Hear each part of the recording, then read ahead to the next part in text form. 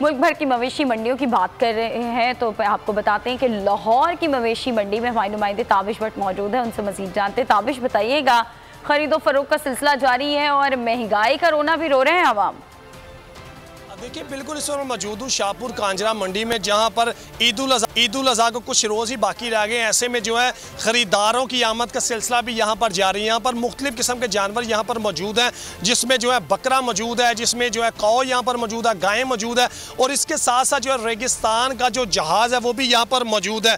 इसकी कितनी उम्र है, इसको क्या खिलाया जाता है, इसके मालिक से ही बात करेंगे और उनसे पूछेंगे कि आखिर इस जो है रेगिस्तान के जहाज़ की उम्र क्या है। मुझे ये बताइएगा, इसकी उम्र कितनी है और इसके कितने दाम आप मांग रहे हैं? 5 साल उम्र है।